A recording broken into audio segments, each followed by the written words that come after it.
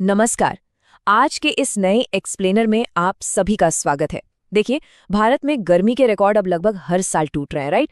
तो आज हम एनडीटीवी के कुछ ऐसे डेटा को डिकोड करने वाले हैं जो सीधे तौर पर बताता है कि जब आकाश से आग बरसती है ना, तो जमीन पर असल में सबसे ज्यादा खतरा किस पर मंडराता है।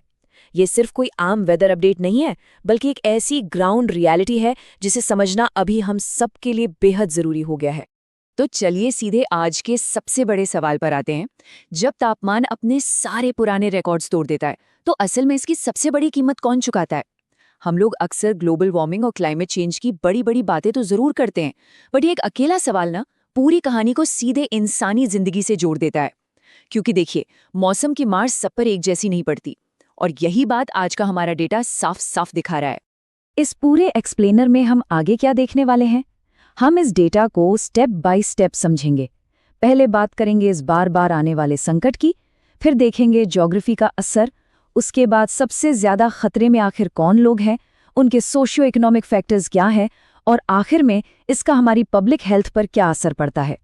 बेसिक मौसम की जानकारी से शुरू करके हम सीधे इसके ह्यूमन इम्पैक्ट तक जाएंगे। तो चलिए शुरुआत करते हैं इस पूरे संकट के मैक्रो पिक्चर से। सबसे पहले ये समझना बहुत जरूरी है कि हम अभी असल में किस स्केल की इमरजेंसी को फेस कर रहे हैं। अब जरा इस नंबर पर गौर कीजिए, 50 डिग्री सेल्सियस। ये सिर्फ एक नंबर नहीं है। इंसानी शरीर जिस एक्सट्रीम हीट को बर्दाश्त कर सकता है ना, ये लिटरली उसकी आखिरी सीमा है। एक लिमिट के बाद जब तापमान इस मार्क को छूता है, तो हमारे बॉडी का अपना कूलिंग सिस्टम, यानी खुद को ठंडा रखने का जो मैकेनिज्म है, वो पूरी तरह से जवाब देने लगता है। ऐसी स्थिति में घर से बाहर निकलना किसी जानलेवा खतरे से कम नहीं होता। और इसकी सबसे डरावनी सच्चाई पता है क्या है? ये हीट वेव्स अब कोई रेयर या अनयूजुअल इवेंट नहीं रही, ये अब प्रैक्टिकली हर साल की आफत बन चुकी हैं। अब एक और बड़ा सवाल उठता है कि क्या पूरे देश में एक जैसी गर्मी पड़ रही है या कुछ इलाके ज्यादा वल्नरेबल हैं। चलिए इसे ज्योग्राफी के नजरिए से देखते हैं। अगर हम एनडीटीवी के डेटा के हिसाब से देश के अलग अलग हिस्सों को कंपेयर करें, तो तस्वीर काफी अलग दिखती है।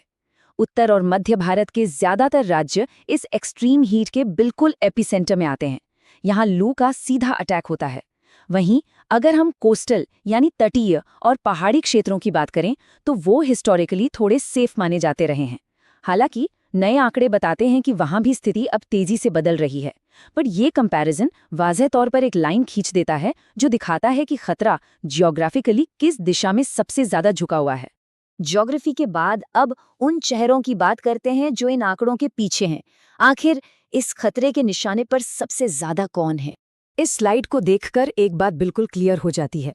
जब तापमान इस तरह से शूटअप करता है, तो सबसे बड़ा जोखिम हमारे बुजुर्गों और छोटे बच्चों पर होता है। इस एक्सट्रीम हीट में उम्र एक बहुत बहुत बड़ा फैक्टर बन जाती है। ऐसा क्यों? क्योंकि बढ़ती उम्र के लोगों और छोटे बच्चों का शरीर टेम्परेचर के इन अचानक बदलावों को ठीक से हैंडल नहीं कर पाता। उनकी फिजियोलॉजी इस चरम स्थिति के अनुकूल नहीं होती, जिसके चलते उन्हें हीट स्ट्रोक या सीवियर डिहाइड्रेशन का रिस्क बाकी पॉपुलेशन के मुकाबले कई गुना ज्यादा होता है। और उम्र के अलावा एक और चीज जो इस रिस्क को तय करती है, वो है आपका पेशा यानी ऑक्यूपेशनल रिस्क। सोचिए, जो इंसान दिन भर किसी एसी वाले दफ्तर में बैठा है, उसका रिस्क एक कंस्ट्रक्शन साइट पर या खेत में काम करने वाले मजदूर के सामने प्रैक्टिकली कुछ भी नहीं है। इन आउटडोर वर्कर्स के पास इस चमचमाती धूप से बचने का कोई ऑप्शन ही नहीं होता। उनकी डेली की रोजी रोटी उन्हें इस जानलेवा लू का निशाना बनने के लिए मजबूर कर देती है। ये एक काफी परेशान करने वाला सच है। और यहीं से हम उस मुद्दे पर आते हैं जो शायद इस पूरी चर्चा में सबसे अहम है, सोशियो इकोनॉमिक फैक्टर्स। क्योंकि हीट वेव का एक्सपीरियंस सभी के लिए एक जैसा बिल्कुल नहीं होता। ये फैक्ट एक्सेप्ट करना बहुत जरूरी है कि एक्सट्रीम हीट से बचाव की ताकत बहुत हद तक आपकी आर्थिक स्थिति पर डिपेंड करती है। एक तरफ आपके पास वो इंडोर वर्कर्स हैं जिनके पास कूलिंग सिस्टम्स का एक्सेस है, ठंडक है, और दूसरी तरफ वो आउटडोर लेबरर्स हैं जो छिलछिलाती धूप में मैनुअल लेबर कर रहे हैं। इस कंपैरिजन से बिल्कुल साफ हो जाता है कि पैसे और साधन का होना इस आफत में एक मजबूत ढाल की तरह काम करता है। एक ऐसी ढाल जो बदकिस्मती से देश के करोड़ों गरीब मजदूरों के पास है ही नहीं। अब इन फैक्टर्स को ही देख लीजिए जो इस खतरे को और बढ़ा देते हैं। एयर कंडीशनिंग तो दूर की बात है, लाखों लोग आज भी टिन की छत वाले घरों में रहते हैं। अब आप लोग जरा इमेजिन कीजिए, जब 50 डिग्री की भयंकर गर्मी सीधे उस टिन की छत पर पड़ती होगी तो वो घर लिटरली एक ओवन बन जाता है। कई बार अंदर का तापमान बाहर से भी 8-10 डिग्री ज्यादा गर्म होता है। मतलब बाहर निकलो तो लू का खतरा और घर में रहो तो झुलसते हुए ओवन जैसी हालत।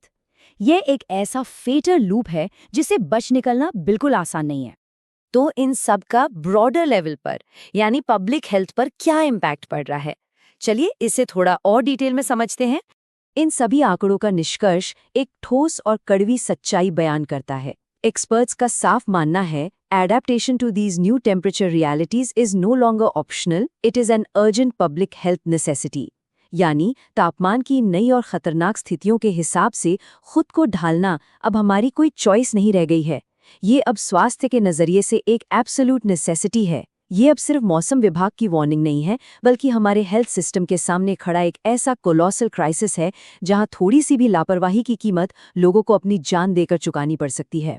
लेकिन उम्मीद अभी बाकी है, क्योंकि ये डेटा हमें एक क्लियर रोड मैप भी देता है। अगर हम फ्यूचर डिजास्टर्स को कम करना चाहते हैं तो स्टेप्स बिल्कुल क्लियर है। नंबर 1, उन जोन्स को तुरंत आइडेंटिफाई करना जो सबसे ज्यादा खतरे में हैं।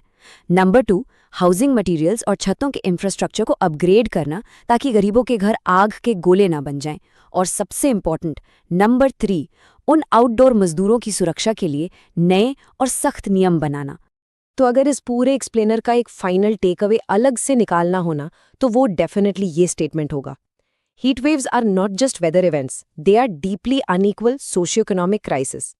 बेसिकली हीट वेव्स अब सिर्फ मौसम की खराबी की कहानी नहीं है, ये एक ऐसी इनइक्वालिटी या ऐसी सामाजिक आर्थिक त्रासदियां हैं जो सीधे तौर पर सबसे कमजोर वर्ग को सबसे बड़ा नुकसान पहुंचाती हैं।